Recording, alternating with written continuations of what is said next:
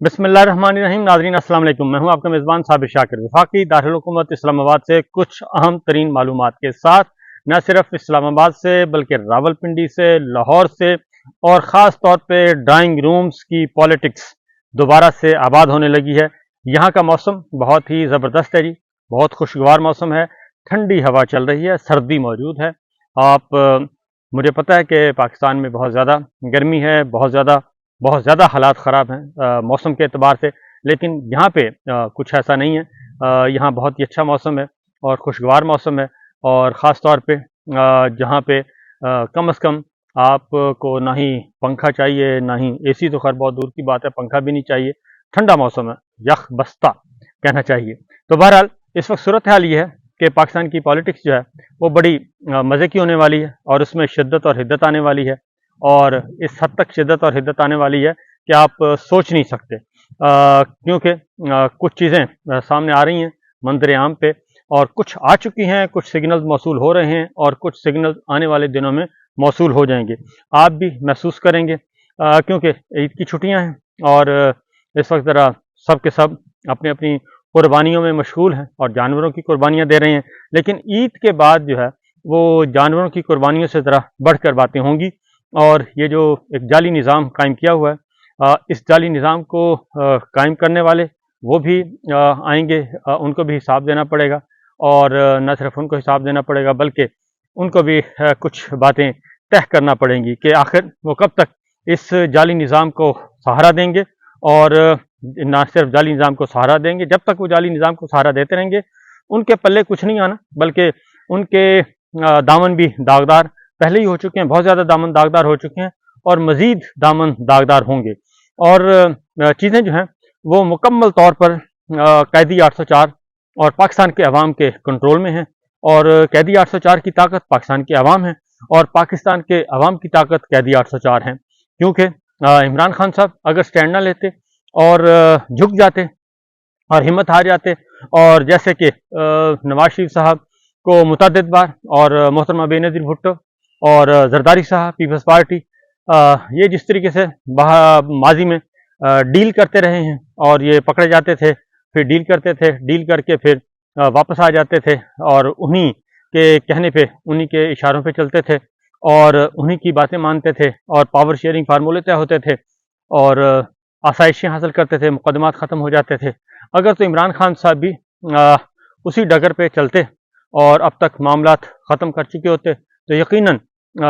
इमरान खान साहब की ताकत इस वक्त ख़त्म हो चुकी होती, और दूसरी जानिब पाकिस्तान के जो अवाम हैं वो भी इमरान खान साहब को छोड़ के जा चुके होते, जैसा कि उन्होंने पीपल्स पार्टी को छोड़ा, जैसा कि उन्होंने नवाज शरीफ साहब को और मरीम साहबा को छोड़ा।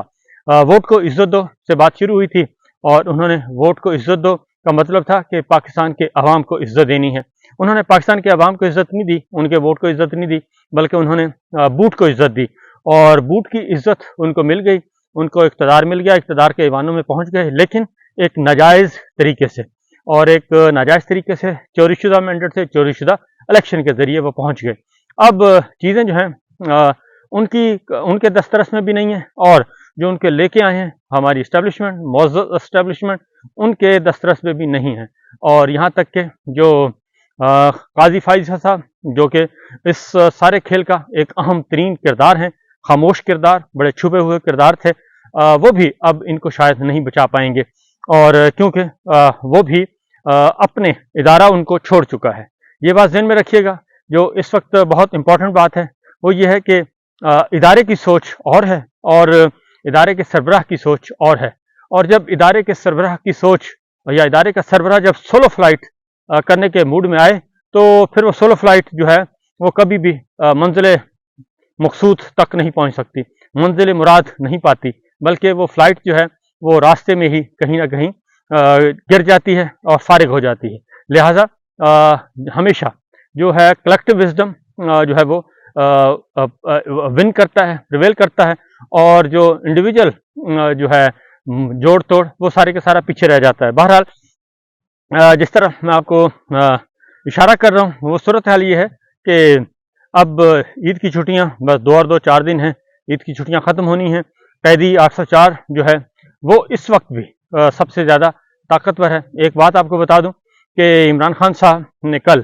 ان کو پچھلی عید بھی نہیں پڑھنے دی گئی، عید نماز نہیں پڑھنے دی گئی، اور یہ عید نماز بھی ان کو پڑھنے نہیں دی گئی، نہ ان کو نہ ہی شاہ محمود قریشی صاحب کو، جس کی وجہ سے جو ہے وہ کافی کہنا چاہیے کہ اس کا نیگیٹو امپیکٹ تو ہوا، اور اس کی ایک اور ظاہر ہے ملکوں کو نہیں جانے دیا گیا باہر، کہ کہیں وہ باہر جائیں گے تو پتہ نہیں کون سا انقلاب آ جائے گا۔ تو بہرحال کل عمران خان صاحب نے جی، کیونکہ قیدی منتظر رہے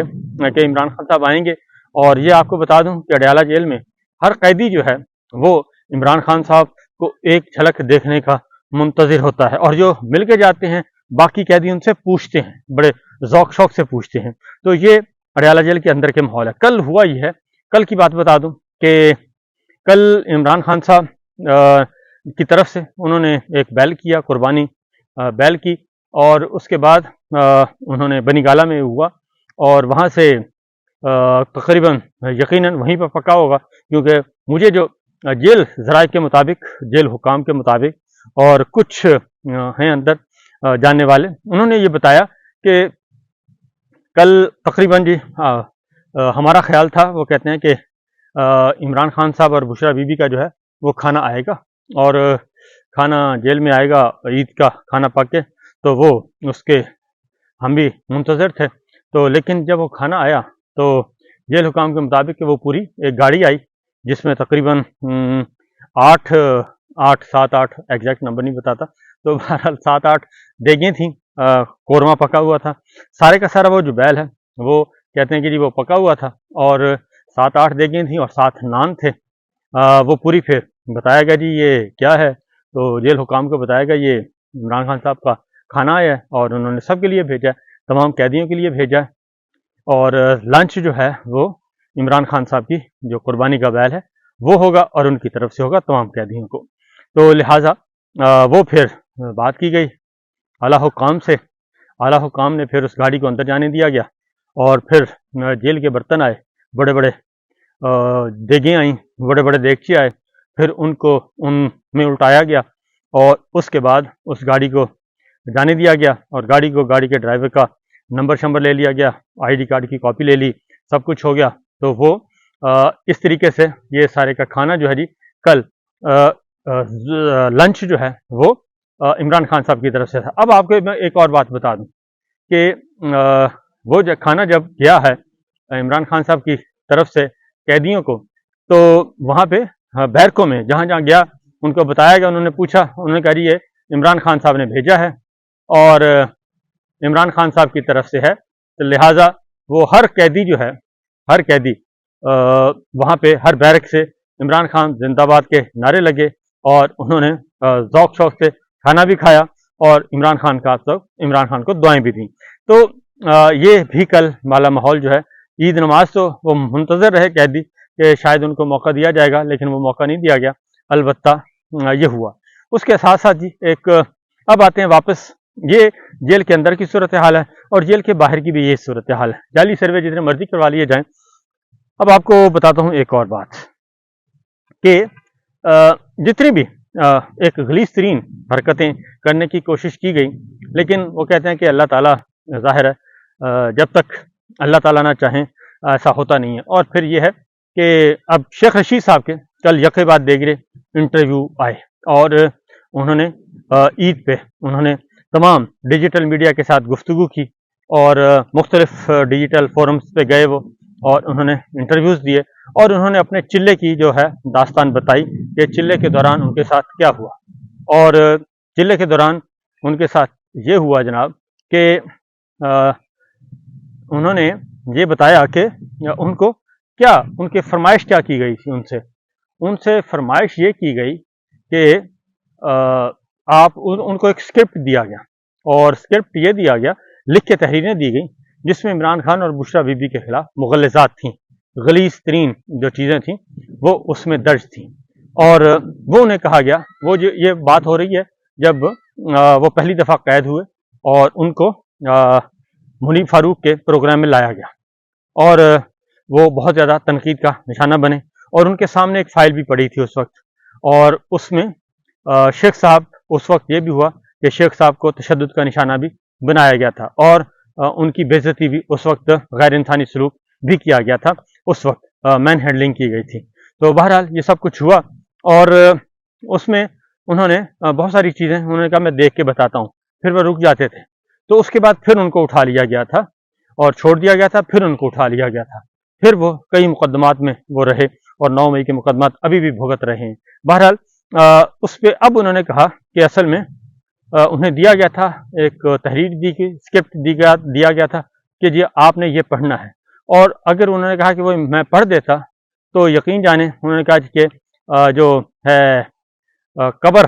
میری قبر پہ بھی لوگ جو ہے وہ لان تان کرتے، میرے مرنے کے بعد بھی مجھے برا بھلا کہتے، کیونکہ وہ اتنا گندا تھا۔ تو صورتحال یہ ہے کہ آخر کیا وجہ ہے کہ ہماری جو اسٹیبلشمنٹ ہے وہ کیوں یہ سب کچھ کر رہی ہے اور اتنا ایسا کیوں کر رہی ہے؟ کیونکہ ہونا تو یہ چاہیے کہ اگر ایک لیڈر اچھا مل گیا ہے تو اس کی قدر کرنی چاہیے، اس سے کام لینا چاہیے اور اس کے ساتھ مل کے آگے بڑھنا چاہیے، پاکستان کو ترقی کی طرف لے کے جانا چاہیے۔ لیکن مسلسل پچھلے 27 مہینوں سے 9 اور 10 اپریل سے لے کے آج تک، اور اس سے 1 سال پہلے بلکہ 2 سال پہلے یہ سلسلہ شروع ہو گیا تھا، یہ جنرل باجوہ نے شروع کیا اور جو اب تک جاری ہے۔ آخر کیا وجہ ہے کہ عمران خان صاحب کو ہر صورت میں یہ جو ہیں اس کرپٹ ٹولے کی وجہ سے، اس کرپٹ ٹولے کو فوقیت دی جا رہی ہے، جنہوں نے پاکستان کو ہمیشہ لوٹا، پاکستان کو برباد کیا اور پاکستان کو نہ صرف برباد کیا بلکہ اچھا خاصا برباد کیا، اور ان کو فوقیت دی جا رہی ہے اور ان کی جگہ پہ تمام کی تمام ریاستی مشینری ایک اس کام پہ لگی ہوئی ہے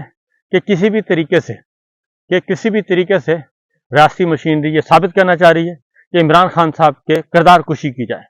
کردار کشی ہی اس وقت قومی سلامتی کا مسئلہ بنا ہوا ہے کہ کردار کشی کریں، قومی سلامتی محفوظ ہو جائے گی۔ حالانکہ یہ پہلے بھی اتنے زیادہ کیچڑ اچھال کے دیکھ لیے تو اس کا کوئی فائدہ نہیں ہوا۔ تو شیخ رشید صاحب اب بول رہے ہیں اور بولنا انہوں نے شروع کر دیا اور کافی کچھ بتا رہے ہیں،